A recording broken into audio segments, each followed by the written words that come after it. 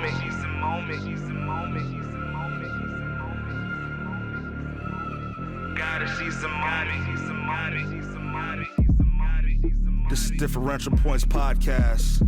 Welcome and join us each week as we discuss topics on the news, weekly events, pop culture, sports, movies, dating, relationships, finances, religion, political views, and much more. As we tell our stories about real-life situations, advice, and opinions through witty banter and jokes. Whether in your car, in the gym, or relaxing in your own personal space, you're sure to be entertained and informed. I guarantee it. I'm your host, Sheldon. I'm Ronnie, your host. And this is Differential Points Podcast. Yeah. We are here. That's like your catchphrase now. Why not? You say a lot of crazy things, man. But I say Hono Kana Matata very slow, too. Oh, man. Welcome, guys. Differential Points Podcast. I'm Sheldon, your host. I'm Ronnie, your host. Thanks for joining us once again. We appreciate y'all.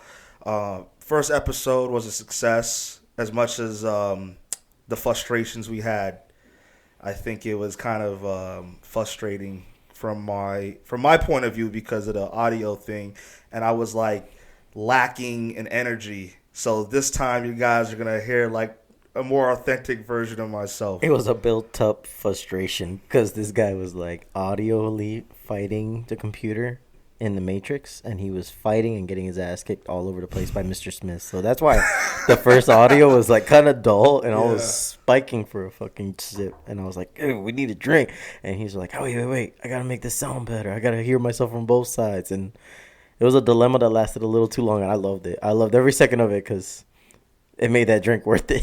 Yeah, shout out to George, your cousin, audio engineer, man. He's the one that got us our ducks in a row the last couple of days, so we've been able to go ahead and take from that, and we're going to build. We took a lot of you guys' advice, and, I appreciate it, so before we start, as we always do, we got to get a shot in. Oh, the shots, yes.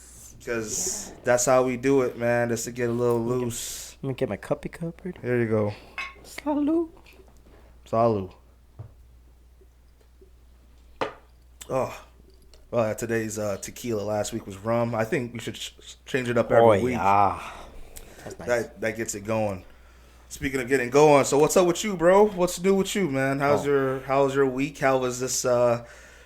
The advice that you got from your friends, your family, with the podcast, what they want to hear. Wonderful time to be alive.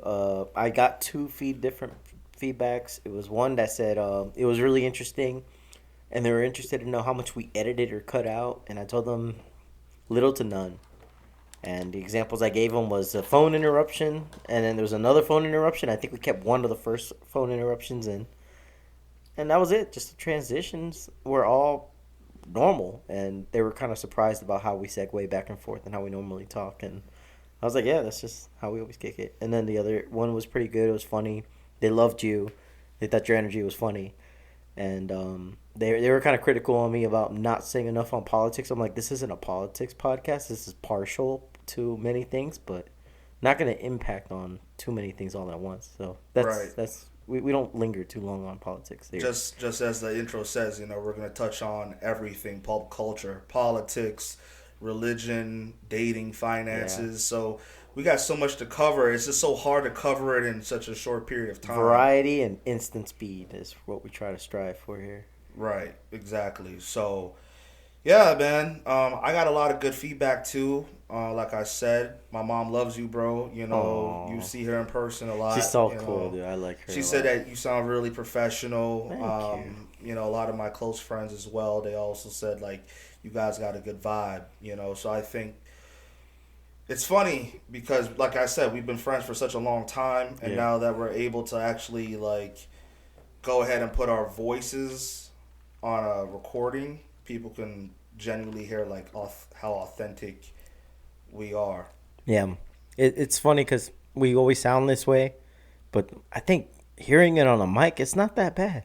I always thought it was gonna sound more clashy, No, it feels right. This feels What right. do you mean, like us, like not fighting, but like overthrowing each other? No, in terms of... my hesitation of what I was feeling within was how would it sound, and it came out all right. Yeah, I was impressed with how smooth it sounds, and that's exactly what I was looking for. The unique challenge of trying it. Give me more. That's how I feel now. Give me more. Right. So, with your, besides the podcasting, how's your personal week Oh, going? it's been great. It's been good. It's been good. People came back from Nicaragua. They had a wonderful time over there. I drove them. I felt like Uber, bro. I swear to God. I clocked in at 12. Didn't make it back home till 9:30. It was like a What do you mean you drove them? Drove them from the airport. Waited for somebody else that didn't have a ride from Nicaragua to uh, West Palm, and then ended up driving them back, and then drove my parents where they live in PSL, and it was just a driving day. It was excellent because I got to spend time and hear about their experience and vacation, so it was well worth it.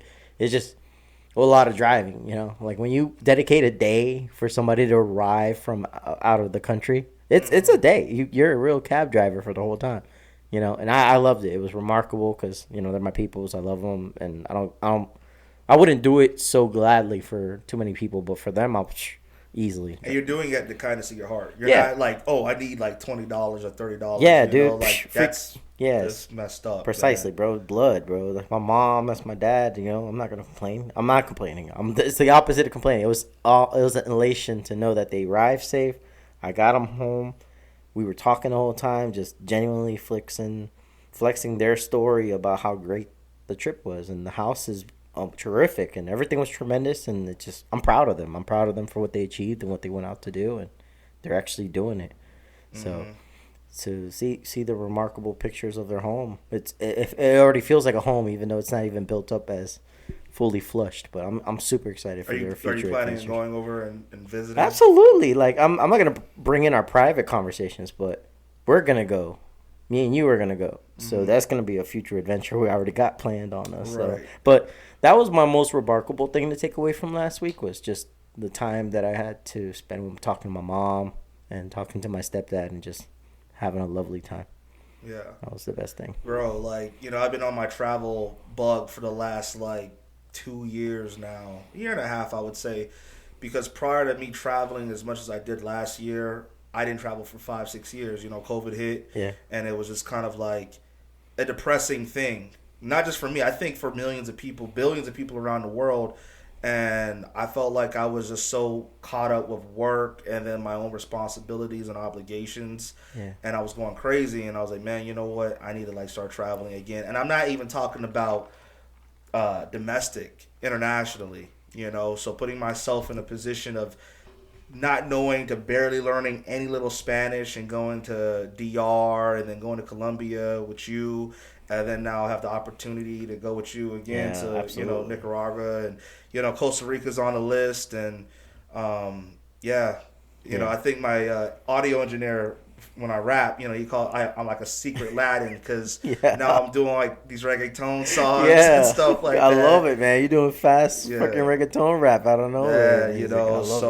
Speaking of that, man, the album's coming soon. I got to promote myself a little bit. No, terrific timing, bro. Go for it. I'm all smiles on this. I love to hear it. Anyone that doesn't know, I rap, and I'm not trying to blow up per se. I think anything is promo to you just want people to hear it and enjoy. And I think out of that, if I get somebody that's like an A&R or somebody that's higher up and they listen, they're like, oh, I like that, So the thing is, I'm already established with myself in terms of my career. I have a good career. I make fairly decent money besides this economy. I feel like I'm always broke, because jeez, man, I'm making more money I've ever made and I'm still broke in a sense, But if it blows up, it blows up, man. So anyone that knows me, I just try to do something I like, which is just music, and that's one part of me. So. Yeah, Sheldon is tremendous. He fits his beats and tracks so smoothly, and every time I'm in the booth with him, I'm always hyped to hear what you got to say next. It's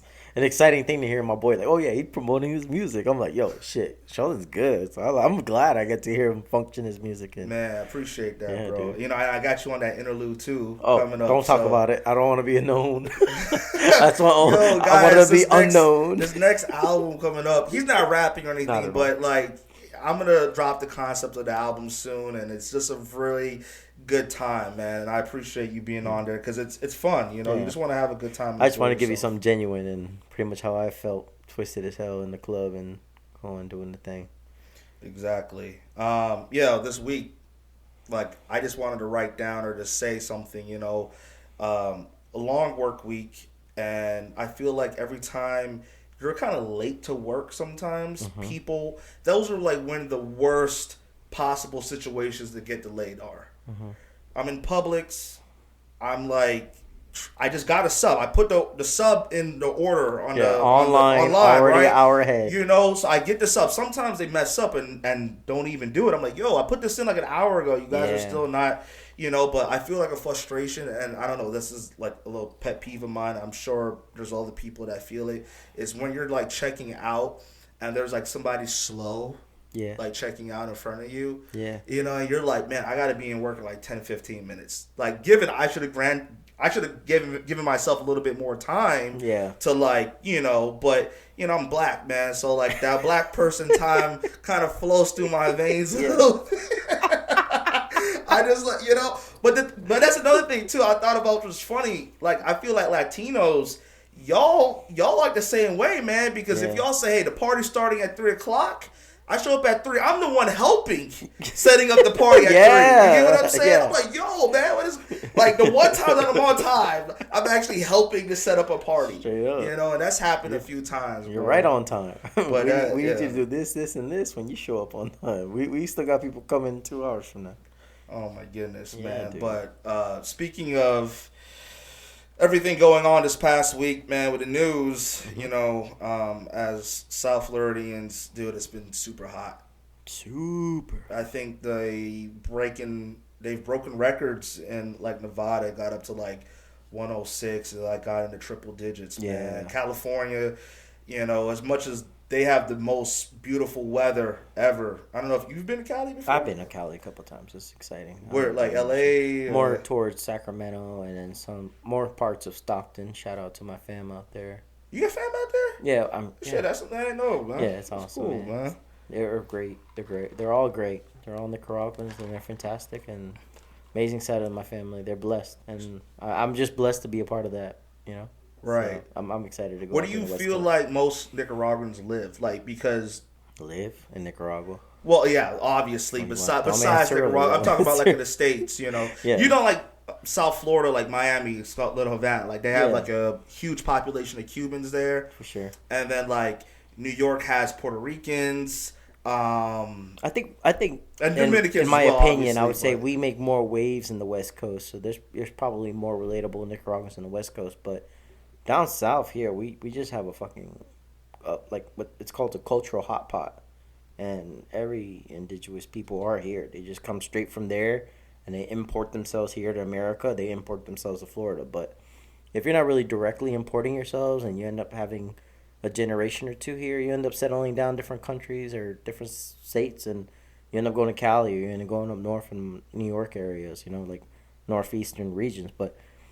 Those are like the 3 tops, I guess, is Florida, Texas, and then it would be California is more like 2nd generation, 3rd generation, and then people that have been around a lot longer, or people that are more boon to success, I think they see themselves northeast. So that's pretty much our spot. But indigenous coming here would definitely be Florida. So that's where most of my Nicaraguans are coming in from. Right. Or, newly. That's the right. I think that's a good. Listen, I think that's what makes this country great, man. Is the fact that like we're such a big melting pot of cultures and ethnicities and this peninsula for sure.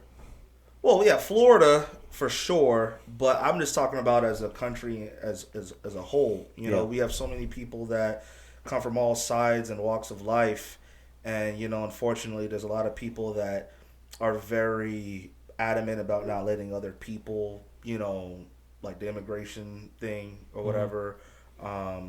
That's a hot topic in politics, but I don't want to touch it. Yeah, you know. I'm not wearing gloves. That'll burn my hand. I think that's something that people want to hear, but I'm not done talking about the weather yet. So we might actually have to segue back into that.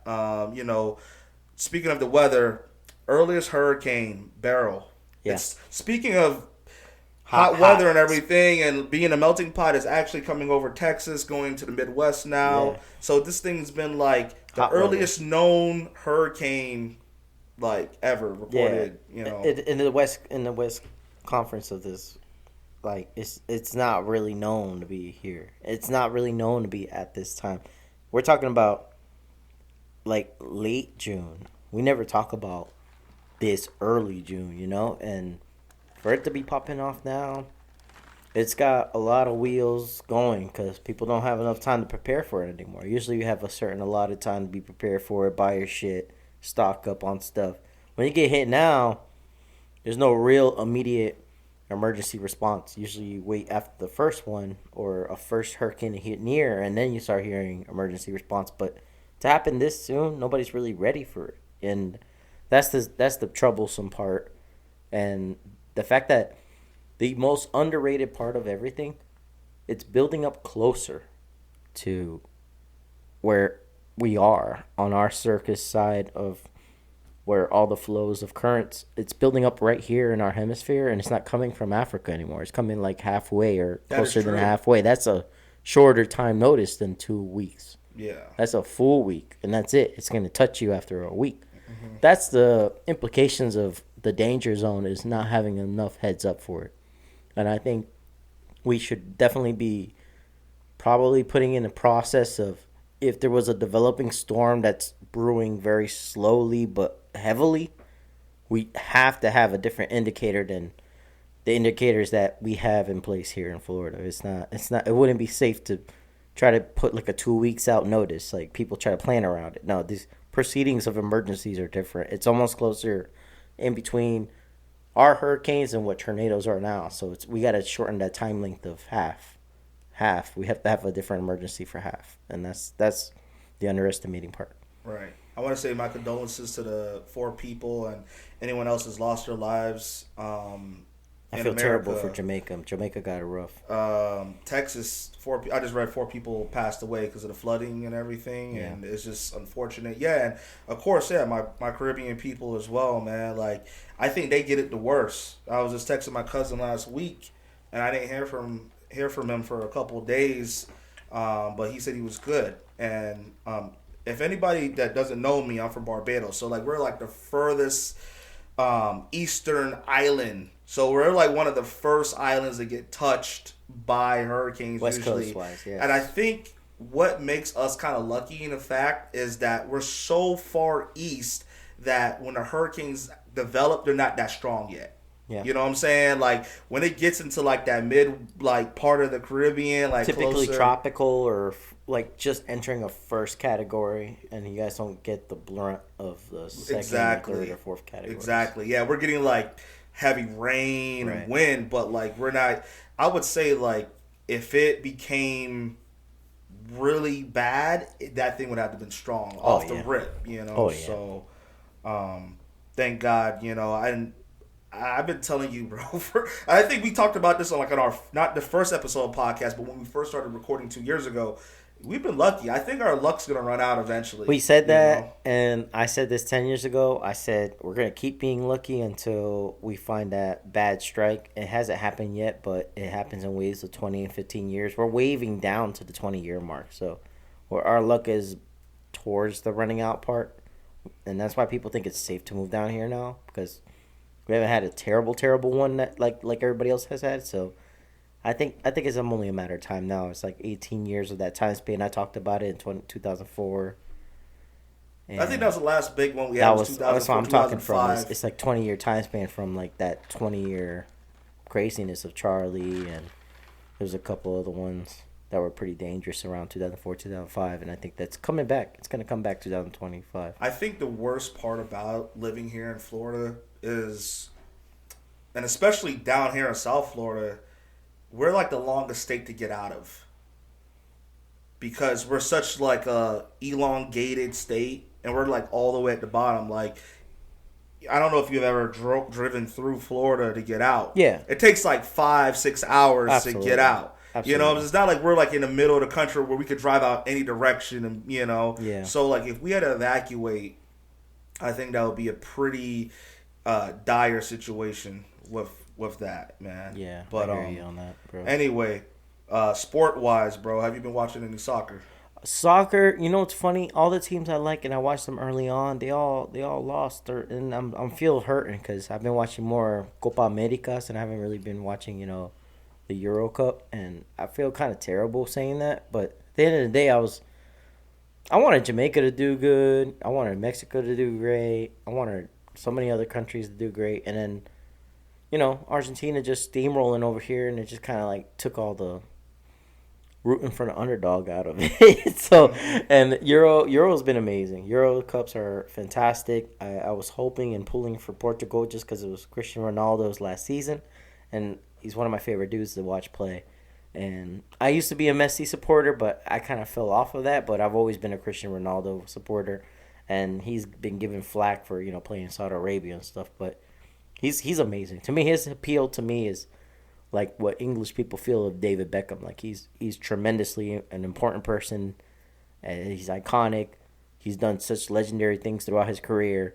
And I'm not from Portugal, but I recognize like how his greatness has impacted his country, and he's like the LeBron James of their country.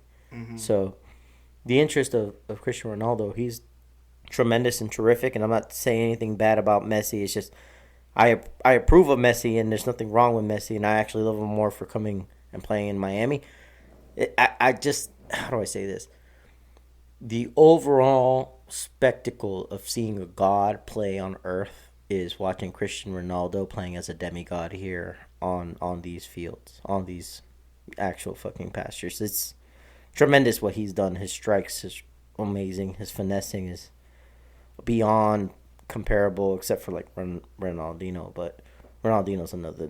So you think guy. He's retiring after this year? I think his age is close to it. Like as built as a Greek god of a physique he has, I just think it's getting close and close. And now it's like 37, 38 years old, and it's 2024, and then the next. He's 37. I mean 39. 30, actually, right? 39. Yeah, See, 39, I think he's 37. I think the age books are lying on him. But I just feel like the next 4 years from now, in the next Euro Cup, he'll be 43, and that's a terrible age to be competing against people in their raging prime in 22, 23, 24. Well, look at Tom Brady. If you switch up sports real quick, Tom Brady did too. He's like 44, 45. Yeah, but a passer's different than a physical Of course, baller. I know there's two different. Like he's a real footballer. There's two different sports. Like to compare Tom Brady as a football American player and Cristiano Ronaldo as a football player, I'll tell you straight up, like Cristiano Ronaldo is more of a footballer than Tom Brady's position as a footballer. You know what I'm saying? Of course, two different sports. Two different sports, but the position itself are two different dimensions of toughness. Well, not to say there's not toughness in quarterbacks. I'm not saying that. Well, I'm just football, saying you're getting physically. His physicality is always facing the toughest defenders, the toughest goalies, and always contending and trying to get that strike or that penalty or that corner kick that people really can't make. And those are strikes that you have to give it a whole nother level of God-given talent. That's not normal. And for his presence and mindset, he's always there and set up at the right place, right time. Whether he makes it or not, it's the most remarkable thing is being at the right place to take those strikes is probably the craziest chess thing. It's like a chess mind thing. Playing live and real against like 12 other people, and yet you're right there at the right spot to make those headers and jump that high or make those kicks far away from you, and you're able to lunge out and swing that leg the way he does. Right. It's insane to me. I think there's two different. Obviously, it's two different sports, so two different types Absolutely. of physicality. I think football, in terms of American football, is a lot tougher because you're getting hit. The possibilities of having CTE. Yeah, but Tom Brady's not running around like Cristiano Ronaldo has to do day in and day out. The running that they do. Of course, bro. I have tremendous respect for football players, bro, soccer players, because like. I couldn't do that. I played soccer when I was younger, when I was like 9, 10 years old, and I can tell you how much it, as a spring chicken back then, and I just have so much respect. It's tremendous. But I'm saying it's not impossible to still be good and be in your 40s. Yeah, look at LeBron, bro. LeBron's pushing 40. Yeah, and LeBron's he's a freak of nature too, though. So you have all these like guys that are. Well beyond their prime, but they're still great. They still have their moments of greatness. So I don't think, Christian is is out of it yet, but you know, it's hard. we'll It's see hard to what write him in when he's competing with the best of the best in the world in their raging prime of like 23 to 27, and then even then, it's like footballers that were the greatest of their time finally healing from injuries. It's just an overwhelming chance that Portugal will let him. If anything, they'll let him in for leadership. So I'm not saying his chances are writing off like completely. And but I just don't see them signing Cristiano Ronaldo and then being like only a bench player. You know what I mean? Like, he can't just be that guy or switch his position from a forward to a passing position. No, because he's such an aggressive asset. Speaking of young players on Spain as well. Yeah, Spain's fantastic, by the way. Yeah, they're on a ride. Yeah, the youngest player, 16 years old. Yeah, he made a goal. Man. Oh, that guy's a genius, bro. Yamal, I believe. Yamal's a monster, bro. So yeah, we'll see what happens, man. You know, to wrap up the whole football soccer thing. That's a future prodigy. It's like close to Messi status. Not there, but he's close to Messi status already. Yeah, Messi is at his age. Messi at his age, he's already almost talent wise there. Yeah, like I said, they beat out Canada 2-0 Sunday. They're playing in our backyard, Miami Hard Rock Stadium. So that'll be kind of. We said Spain though. Spain's Euro Cup. Right. No, I'm talking. I went back to the whole Argentina. Oh, you changing? Okay, I'm about to say you changed script on me, dog. Like you can't be saying that. We don't got no script, bro. We're not the NBA and NFL. We don't got no script, bro. You don't play for the American Copa. Yeah, bro. We just bantering, bro. But another thing is sports, real quick. I don't know if anyone follows boxing. Ryan Garcia. I'm not sure if you know. I like Ryan. I just think he's a little too much sometimes, but I don't think he's bad for the sport. I think the sport needs that type of energy, and they keep trying to talk him down like, oh, this is a chess type of game. Like, yeah, it's a chess, but if you're good enough to blitz through, you can be a superstar here. And I think they're trying to calm down on superstars. What do you mean? What type of energy are you talking about, though? The energy is like they want to promote superstars. But they keep trying to promote down people that are too instigating. And I feel like Ryan got a bad rap because, you know, his recent testing of a positive for, you know, PEDs. It's not good for the sport. So they're trying to calm him down. Even though he was great up until the point he got in trouble for PEDs. You can't just, like, the sport's trying to put him in check for being him and being that guy. But at the end of the day, he's going to continue to be that guy with or without the PEDs. He just did the PEDs because he couldn't take the loss. He's such a competitor. Without the PEDs, he's still an amazing boxer. He's still great.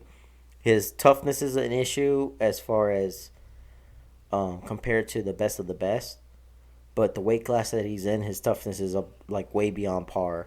And his speed, his power, it's all tacticalities. And I think he has the gamesmanship, except for, you know, who he fought 2 fights ago. Besides Davis, I already knew he was going to lose against Gervonta Davis, but he has top 5 in his weight class, and he could probably make paychecks after paychecks without the PEDs if he doesn't miss weight cuts. But going back to the issue, they suspended him because they're trying to calm him down as far as like, oh, you're not the superstar you think you are, and then try to make him entitled to make those title defenses that he needs to. But in truth, he could just keep moving up and down weights because he's that gifted. Well, obviously you don't know the news, what's going on. Oh yeah, but just a few days ago, he actually besides getting expelled, he got expelled from the WBC. Okay. For racist remarks against Islam and the black community for saying the N-word. Ooh. Yeah. So besides his physicality, like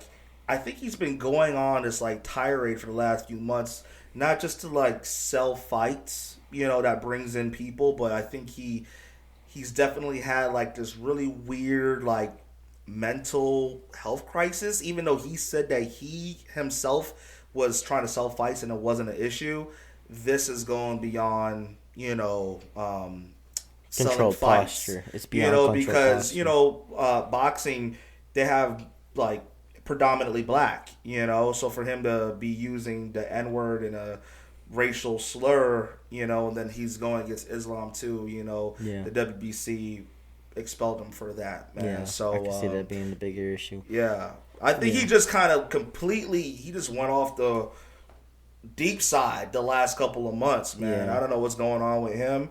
Boxing has been very interesting the last couple of months with Davis and him and a couple other guys, but unfortunately, yeah, he's been expelled. So, oh man, I did not know how bad that was. I didn't know like he did that in like terrible talking, but honestly, but how do you feel? Quick take. How do you feel with people using the N word? I grew up around Dyson Circle, and I live around people from like Casa de Monte, so people say it all the time. But as far as I do, I try to be more classy about it. Even though I grew up in those environments, and that was like acceptable to keep saying those bad things because everything was derogatory there and everything was not good. But growing up from those instances, I understood that like I wasn't putting myself to be there or say those things. I was putting myself to be there to be part of the people I was part of. And then when you understand that's not accepted by everybody, you really got to push yourself away from those things. I only say them in response of somebody saying that is black, saying that to me in a kinder gesture. I don't say that in any type of derogatory way. So in certain circles that allow you to say it, that's permittable because their stance is about them understanding you as a person and understand that you're not saying that in the bad way. You're not saying that in the derogatory way. But if you say those words and stances in derogatory versions, then that's going to be the hardest part to explain yourself because you're saying that in a different temperament. That's no temperament. There's no withstance or withdrawal. That's a whole different hostile version of it because people don't know where you're coming from or people don't know where your hindrance of saying those words and you keep saying that, it's going to sound derogatory. Whereas if you're with a comfortable circle that already like says those things or call you those things multiple times over and over and then you're recognized as one of them, then that's a different story because it's more compelled to the people that are in your space. Mm-hmm. So if it's derogatory, there's no ifs, ands, or buts about it. That's not acceptable, especially in a public space or in sports. And for people to keep hearing you say that about other boxers, you don't know them boxers. You don't know those individuals that work so hard in the same sport that box and are professional about it. You can't call them those derogatory words because you don't understand them. You're not in their circle. They're not calling you that. They don't recognize you as one. You can't say those things ever, like in public space. But if you're saying it within your group, in your confidence, and you have those confidants that call you that with a redeeming factor, with like towards respect or as understanding one as an individual and knows that you're not any different. I see you as me, and they say that the N word to me, then I'll replicate that back because I see them for how they see me, you know what I mean? Because we see each other in earnestness. You think it's like a culture thing? It is in earnestness, but you can't say that publicly as a advocating public popular freaking boxer. You can't say those things about another boxer because you don't know them as a boxer. Not even a boxer, but if the boxer knew you, you say that in the private. Yeah, it's spotlight. It's public. It's public. It's terrible. And so it's going to sound derogatory because you're acting like you know them for who they are. But anytime you say that in the public, it's going to sound derogatory. And that's the main bad thing. You're not saying it with a friend. You're not saying it in private. If you were, news would never get out because they see you as one of them. But it's the other way around. Nobody knows you.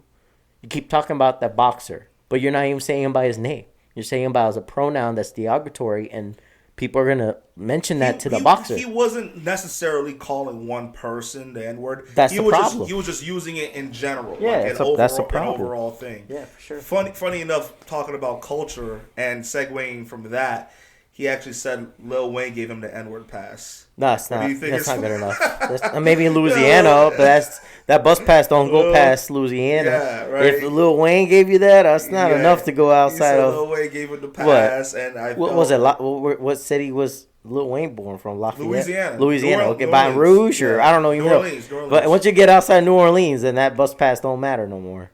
Right. If you think Lil Wayne's that god in that city, then that don't matter no more past that city. But at the end of the day, the bus pass is a bus pass. He could say that with Lil Wayne. He can't call anybody else that like that. That's the problem. He's not black enough to say that. He's not there. I know I like you. I have a lot of Hispanic friends as well, and I don't really take offense when they say it.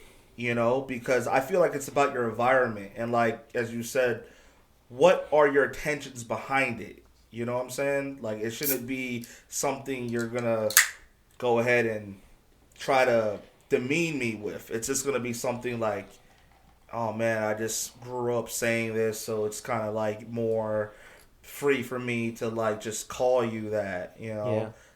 Me being a rapper, when I was younger, it was funny because I never really, I'm not a, I don't want to say like I'm a, not an authentic rapper, but I kind of had like to grow into that position.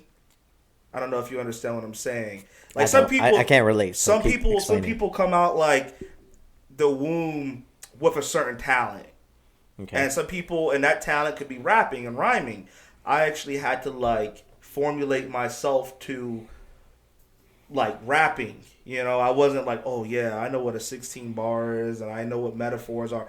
I had to like, I'm a student of the game. I had to like kind of study and, all these greats, and I think one of the biggest things with that was saying the N-word because rap is it's a black culture thing, so it was weird kind of, being young and being impressionable and hearing that because that wasn't the way I was raised, Yeah. So now I say it, but I'm not saying it in like a demeaning way. I'm saying it because I more think it's like, oh yeah, that's just a easy word to fill in on a bar, Oh yeah, yeah. Like it's just an easy word to like, or how should I like, not execute this, but how should I say something that I want to say, And I feel like it's just such a culturally open thing, man. Interesting to hear. That's very fascinating. It's just funny, because I've never talked to you about how you recognize your bars and how you figure out what you're gonna say in those lanes. And when you do rhyme, your timing of your bars are fantastic. And I've never really questioned as to when do you phase in an N-word in your lyric, but it sounds so funny. Yeah, and I'm like, I don't think there, I don't, bro. What I would never think that, Sheldon, but it sounds good, and then you phase in it because it sounds true, that's all funny, it comes down to. But speaking of rap and everything, the going to pop culture, Eminem, yes, one of the greats, awesome man. He announced he's dropping another album, Death of Slim Shady, and I think, in his earlier days, back in like the early 2000s, the Slim Shady LP, Marshall Mathers LP, that's pretty much what like cemented him as like one of the greatest rappers alive. You ask anyone their top 5, Eminem is usually in the top 5. Yeah, absolutely. Absolutely. So how do you feel? Are you excited for this album? What do you think? What do you expect from him? I'm so excited to know the direction that he did it in, and I also want to know what he feels about his inner mantras, because that's something that dwelled with him in his first passings, like in his first growth in this sport, in this game. And he's a fantastic rapper, and there's nothing else you could take away from him because he's just full of perplexities that you can't formulate in the ways he's ever done it all his career. For him to say this is the death of a part of me that people want to know, I think it's fantastic because he's the one that can write this note better than anybody else. Writers always try to write him off and say, hey, this is the end of him. Like, as far as publicists and all this shit goes, like, this is a very unique turn for him because he's no longer condoning all the paths of what he was on before when he was embarking his first in the rap game, Mm-hmm. And to me, he's just iconic, and even if he renounces all of these parts of him that made him in all his glory in the intro part, I'm so fascinated to see where he's gonna take this direction as far as how he RIPs his old self, and to hear it, it's just an epilogue of something I need to know, and I'm gonna listen to the album 3-4 fucking times just to make sure I get a footnote of what he meant, mm-hmm. and where he wants to move forward to. So the death of Slim Shady is not something I'm like sad about or happy about. I'm more I'm more stoked because I know this guy can just put so many bars and formulate everything together, and the way he just does it, it's going to be a present tense that I needed to hear this. I needed to see this because this is somebody that's so great, and then how he sees his greatness from the past and how much greater he is now. I want to know what he's renouncing and what he's going to renounce into, and that's the spark that I'm really, really, really, really interested in to hear. I'm super stoked for July 12th. I'm super happy. I'll be up till midnight. Right.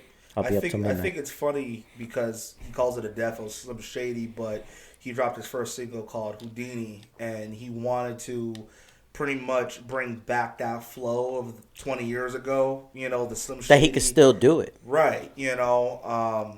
A lot of people kind of have like a favorable and non-favorable opinion about it.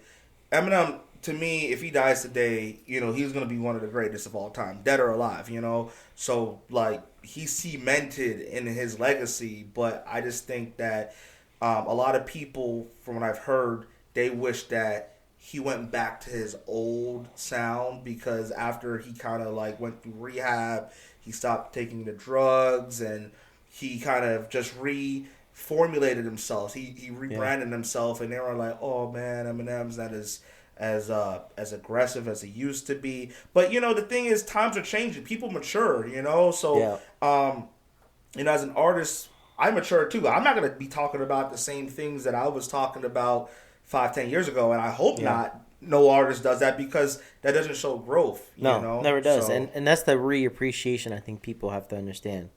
These folks don't know. These artists are always evolving. Whether it's within their own craft or within their own livelihood or within the people that they were dependent on or what their dependencies begin to lurk on.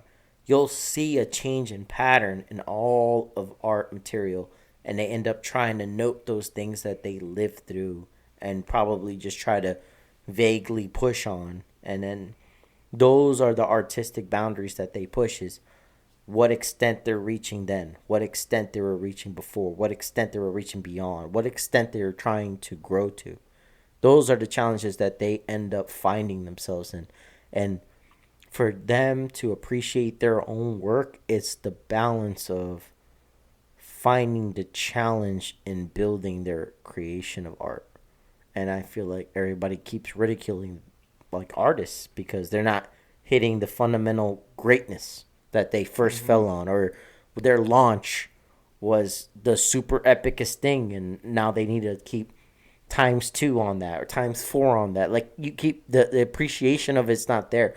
It's always the complexity of like, oh, it's got to be better than the last. Oh, it's not better than the last, then they got worse. Oh, it got worse because they only had one hit. Oh, they can't put any of this thing on the freaking radio because everybody else's music is better, so they're garbage.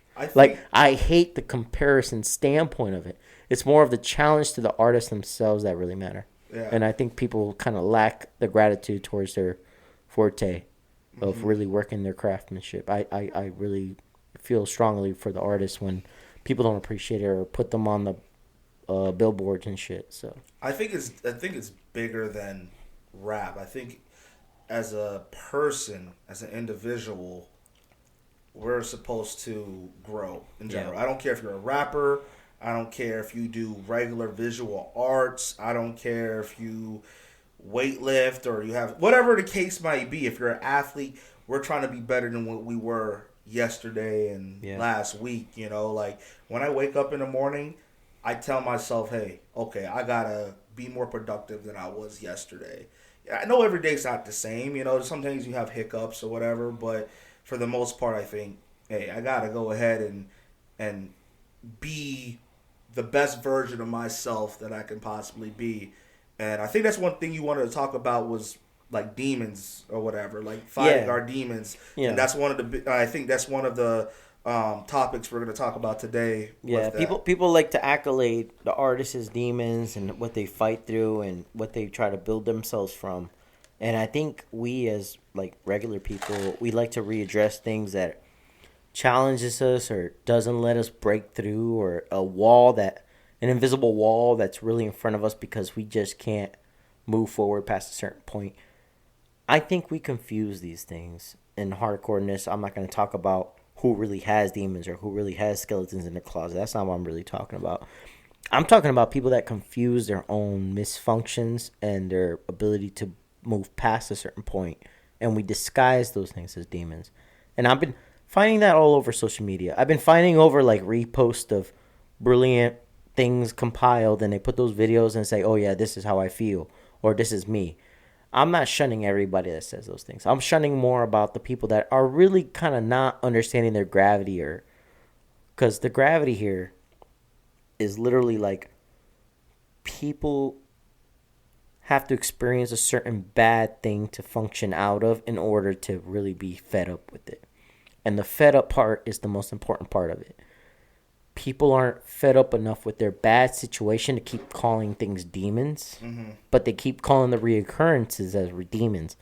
But in truth, the people that are suffering in the hardest parts and the moments that they need to keep moving on from, they're not fed up enough with it because they're tolerant to it. So if you're accepting to it because you're tolerant enough to it, you're not going to ever try to move on from those corners. You keep saying you want to move on from the corners that are taking you to dark places or not letting you be a certain type of demeanor that you need to be for your family or as a mother or as a father or as a person to prioritize certain things. Or yourself in general. Yeah, and self in general, and have these things of understanding because you're just not fed up enough. And that's why that circle's still there. That wheel that like Game of Thrones keeps talking about, that wheel is there, and if they want to try to break that wheel. But in truth, that wheel's always there in place because the tolerance of it, of a monarchy and not breaking the monarchy, and if people don't see my way, I'm going to break them. That's the vibe. It's like if you can't break yourself as an individual to break out of that wheel, you're going to keep calling it your demons because it's going to keep calling you back to keep spinning on that wheel. Those are not demons. Those are your own opposed oppressions of choice that you're not figuring to break out of. And you should, because you're kind of fed up with it, but you're truly not done with it. You're truly not sick of it. Like you're tired of it. You keep reliving it. And that merry-go-round,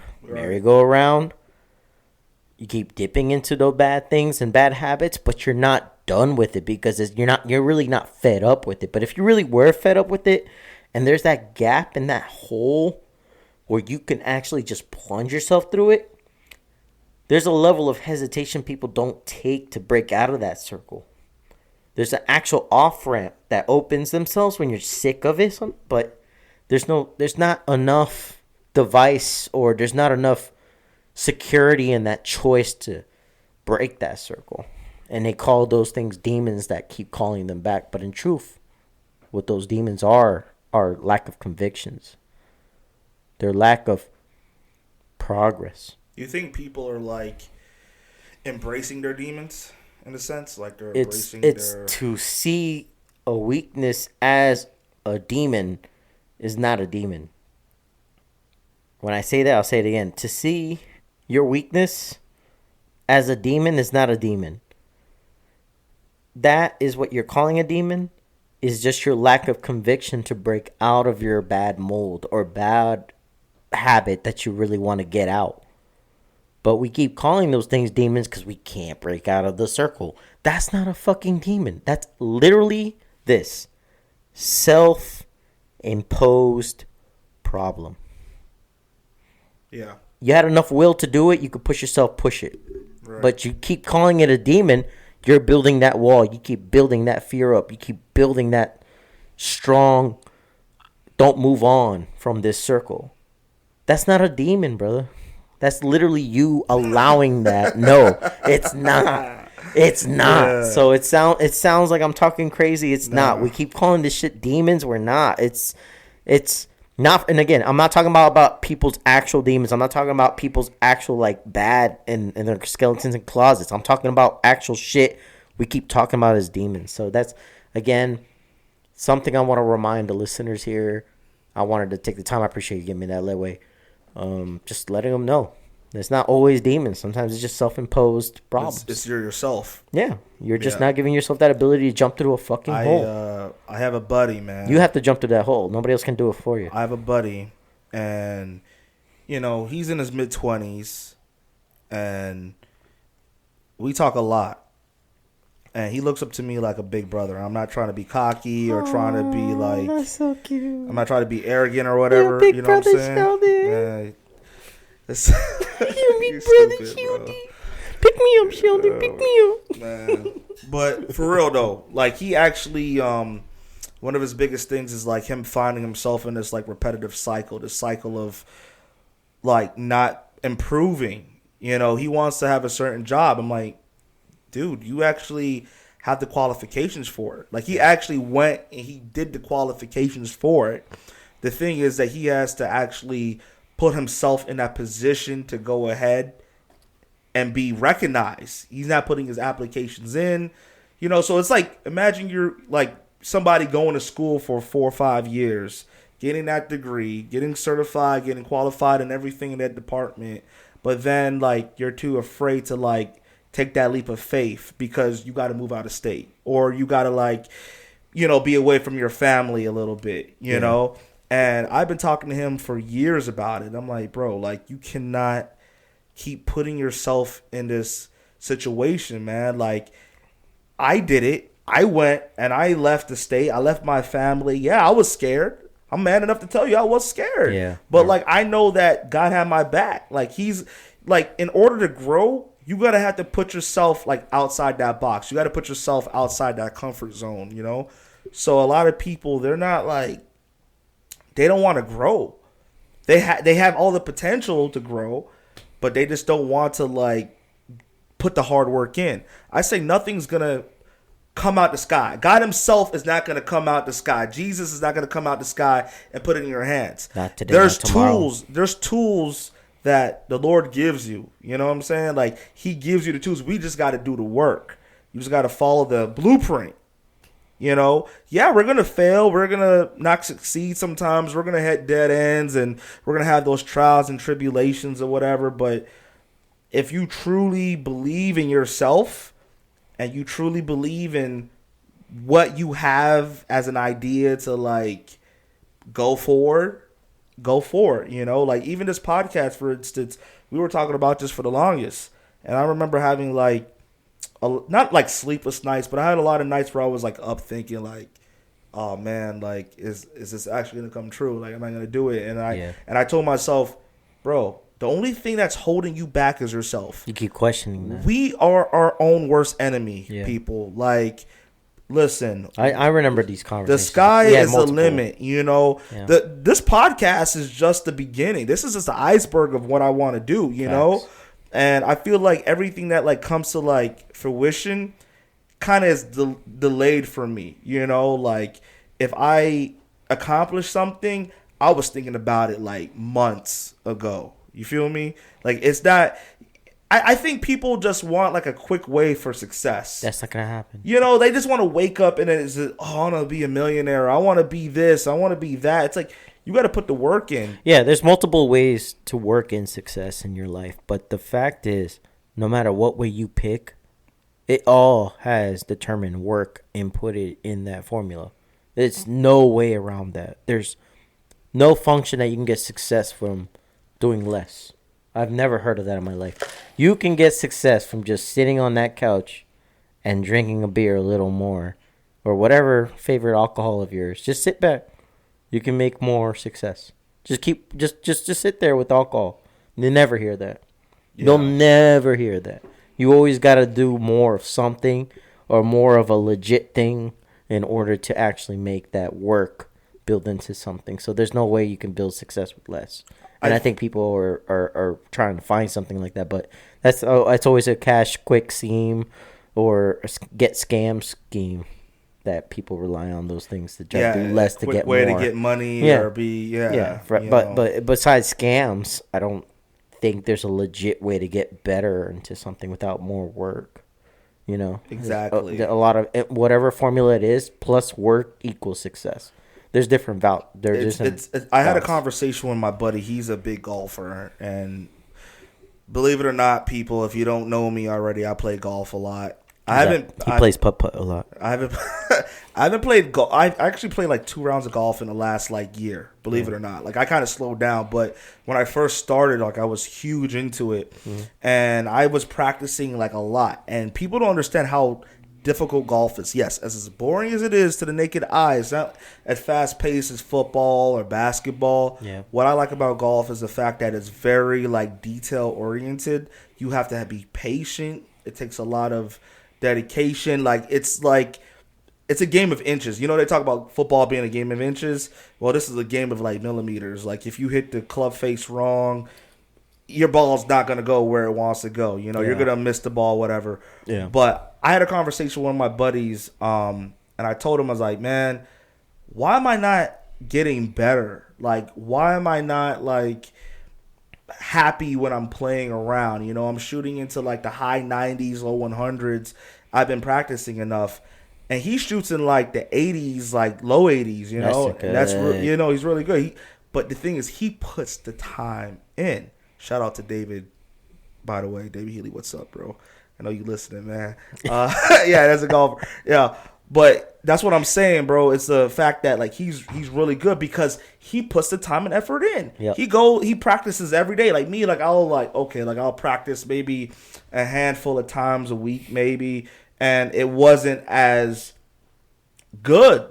Yeah, and it's just like it's not something that's gonna come overnight. So that's what I'm saying. The fact of the matter is, and I kind of want to blend that back into like I was asking God, I was praying, like, yo, why am I sucking at golf?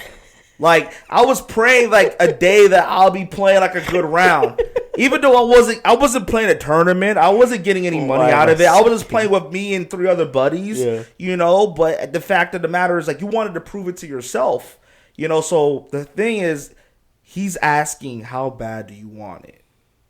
And I feel like that kind of segues or combines in that way of like, if you're tired of being the same way you always are, facing these quote unquote air quote demons of disappointment and failure, look at yourself and be like, okay, you know what, I can do better. I can be better. There's different ways to be better, and the enabler is to find the right way or your way to be better.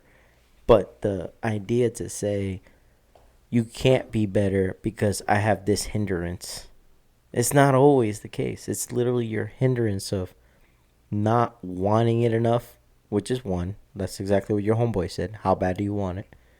Number 2, how much can you apply yourself to it? And then number 3, how much are you sick and tired of what you're at to make you go through that space to push past that? Right. That's the 3 things. Yourself, because that's the first one. Yourself. Like, you have to push through something to reconfigure yourself. Then when you reconfigure yourself, blind trust. Like, Nate, you don't have any fucking idea what's past that door, but you need to take that door to get out of this fucking room. Exactly. That's how bad it has to be. You cannot be in this room anymore.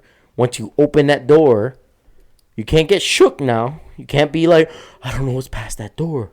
Because once you get to that door, you're going to shut that fucking door and go back into the room because you don't know what's past that fucking door.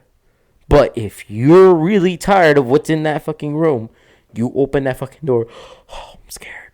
But is it better? Is it better? Okay, let's go through that door. And then we jolt through the door. We close the door behind us. We'll jump to the next thing. And that's what you need to do. Yeah. That's the problem. We keep inviting our own demons back in the room. You got to have that faith in yourself, faith in to. God. So leave the demons behind in the old room. And I think that's what people get confused. Is demons in the room or is the demon the room? And that's my main conversation of it all. Damn. I think people are confused about the room is the demon. No. There's no demons in that room. You just need to move on from that room. I think his boy's preaching, man. We got to take him to shut the fuck up. Shut the fuck up. We got to take him to seminary, man. We got to take him to like theology school, man. You might be a better preacher, a future preacher, man. But you know, that's what the podcast was for. What happened? Yeah, you know, it's like self-therapy, bro. Oh, that's another good name. You know what, Sheldon? Too, bro. I like that. Another, bro. Another. I need another. I'm empty. Oh man, you know what? No. I think Ronnie wants to drink a little bit more tonight, man. But another. crazy, bro. Hey, people, man. You know what? We appreciate you tuning in to another episode of Differential Points. You know, it's all good. We thank you for listening. Like I said, go ahead and like, comment, subscribe.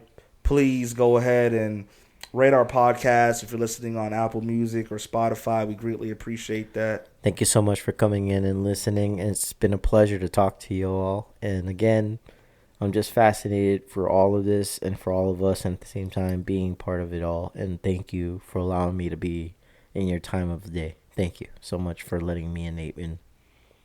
Absolutely, guys. We catch you next week. Hope you guys have a good one.